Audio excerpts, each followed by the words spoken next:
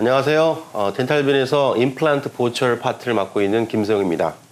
여러 선생님들을 온라인상에서 만나 뵙게 돼서 반갑습니다. 온라인 강의의 장점은 시간과 장소의 구애를 받지 않고 언제 어디서나 들을 수 있다는 데 있습니다. 하지만 장시간 강의를 듣는 것도 그리 쉽지만은 않은 것도 사실입니다. 따라서 가능한 한 다양한 임상사진과 일러스트레이션, 동영상을 첨가해서 선생님들의 이해를 좀 더 보다 쉽게 하도록 노력을 하겠습니다. 이번 세션에서는요, 임플란트 보철물을 위한 기본 개념과 그 보철물 제작을 위한 인상체득 방법에 대해서 이야기를 하려 합니다. 모든 치료에 있어서 기본 개념은 무엇보다 중요하다고 생각합니다.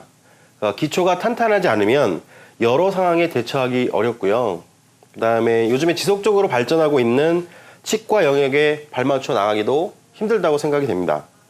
사실 우리가 행하는 진료의 대부분은 기본 개념으로부터 출발한 것이 많습니다.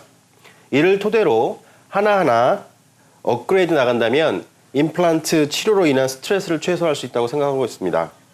부디 이번 세션이 선생님들의 임상에 도움이 되길 바라면서 강의를 시작하도록 하겠습니다. 먼저 임플란트 보철을 위한 기본 개념에 대해서 설명을 드리기 전에 선생님들에게 하나의 질문을 드리도록 하겠습니다. 선생님들은 왜 임플란트를 심고 계신가요? 첫 번째, 돈을 많이 벌기 위해서요?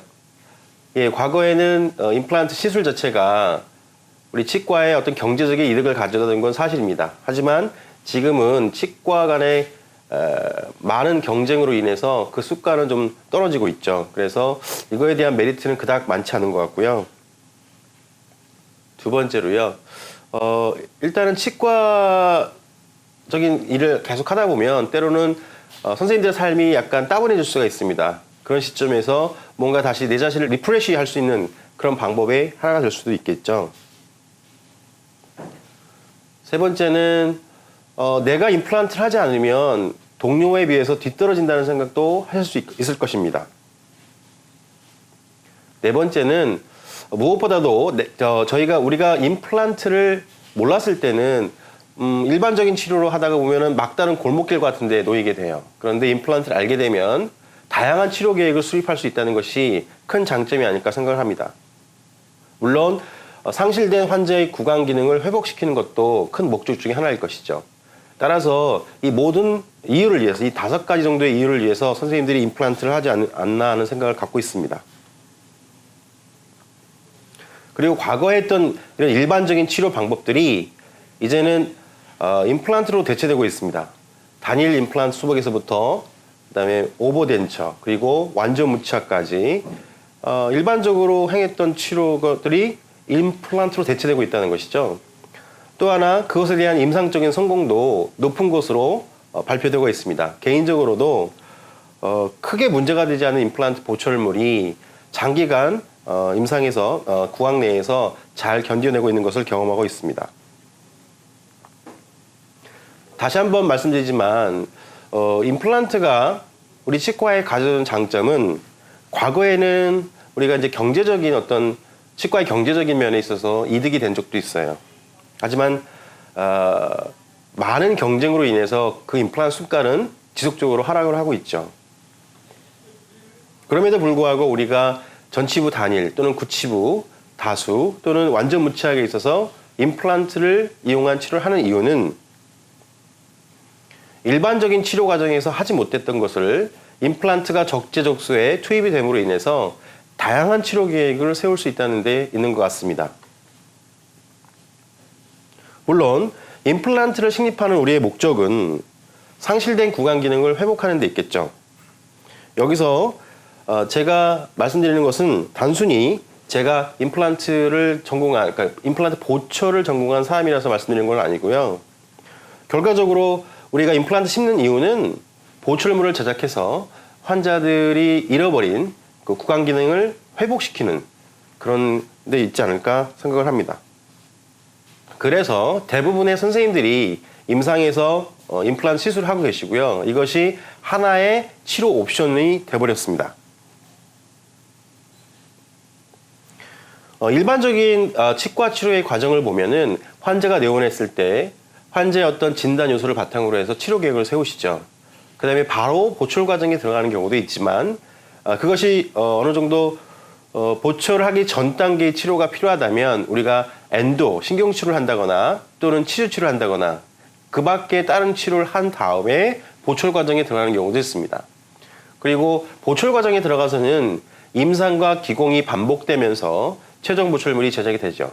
이것을 딜리버리 하는 과정에 들어가게 됩니다. 임플란트 시술도 동떨어진 것이 아니고요. 일반 보철물의 개념에서 나왔습니다. 따라서 환자가 내원했을 때 환자의 어떤 진단 요소를 바탕으로 해서 치료 계획을 똑같이 세우겠죠. 그 다음에 일반 보철물과 달리 임플란트 시술 과정이 있습니다. 임플란트 식립할 때 단순하게 임플란트 식립할 수도 있고 아니면 GBR이나 또는 연조직 이식술과 같은 어드밴스 서저리를 동반한 임플란트 시술을 할 수도 있겠습니다. 그 다음에 오세오 인테그레이션이 된 다음에 보철 과정에 들어가게 되는데요. 그 보철 과정도 마찬가지로 임상과 기공이 반복이 되면서 최종 보철물을 제작하는 그런 과정에 들어가게 됩니다. 그러면 여기서 우리가 임플란트 보철물이 맨 처음에 접하면 다소 생소할 수가 있는데요. 그 이유는 이 임플란트 보철의 개념을 일반적인 치료에서 빌려왔기 때문에 그렇고요. 또 하나는 아직까지도 그로 인해서 구조적으로 체계적으로 정립된 이론이 아직도 부족하다는 것입니다. 그로 인해서 맨 처음에 접하시는 선생님들이 다소 혼란스러울 경우도 있습니다. 또한 임플란트 보철물을 이루고 있는 다양한 컴포넌트들이 있어요. 그 컴포넌트들이 임플란트 시스템별로 너무나도 복잡할 수가 있어요. 다양하기 때문에 그렇죠. 그로 인해서 혼란스러울 수도 있고요. 그 다음에 시간이 갈수록 그 임플란트 시스템별로 새로운 제품을 또 출시를 하기도 합니다. 그것을 또 다시 배워야 하는 그런 어떤 압박감에도 있죠. 무엇보다도 우리가 임플란트 시술이 일반적인 보철물과 다른 이유는 자연치와 임플란트는 조금 다르다는 것입니다.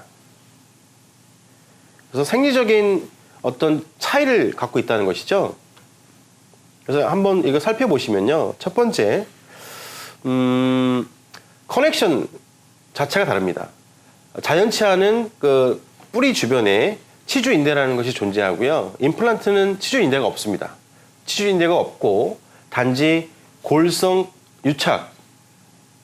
유착을 통해서 functional ankylosis, 즉 기능적인 유착이 되어 있다는 것이죠.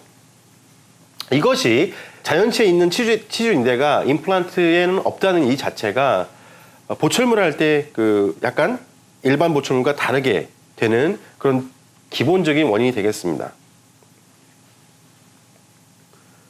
그리고 치주인대가 없기 때문에 고유성성 감각이 없죠.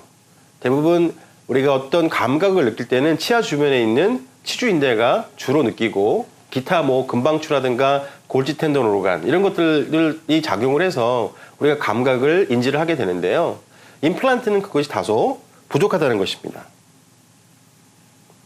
그래서 환자가 어떤 기능을 할 때 이 텍타일 센스가 떨어질 수밖에 없다는 것이죠. 자연치유는 높은 반면에 임플란트는 낮은 데에 어떤 이유가 있습니다. 자, 움직임 자체도 엑시얼 무브먼트, 즉 중심 수직적으로 움직이는 것 자체도 자연치에 비해서는 임플란트가 현저히 낮아서요. 대략 한 10분의 1 정도의 움직임의 차이를 보이고 있습니다. 세 번째는요, 움직임의 양상인데요.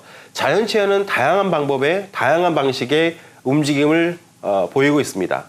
하지만 임플란트 같은 경우에는 한 방향이죠. 리니어하고 일레스틱한 무브먼트, 그 정도만 보이고 있습니다. 세 번째, 이것이 중요한 건데요. 자연치에 있어서 회전의 중심은 측은 3분의 1 부위에 존재를 하고 임플란트에 있어서 회전 중심은 크레스탈본에 놓이게 됩니다. 이로 인해서 보철물과 관련된 어떤 문제가 생기면 크레스탈본에서 먼저 어떤 그런 반응들을 보이기 시작하죠. 그래서 어떤 자연치의 어떤 과부하가 있을 때 어떤 임상적인 증상들을 보면요. 맨 처음에는 PDL이 와이드닝, 이게 좀 두꺼워지기도 하고 일단은 치아의 동요도가 증가하기도 하고요. 그 다음에 교환면과 같은 데 보면 마모된 것이나 또는 페이셋들이 존재를 합니다. 그 다음에 프레미투스도 자연체에는 좋지 않은 힘을 발휘하는 그런 원인이 될 수 있죠. 그 다음에 동통을 야기하기도 합니다. 반면에 임플란트에 있어서는요, 오버로딩이 가해져 있을 때 먼저 스크루 루징이나 프랙처가 일어날 수가 있겠고요.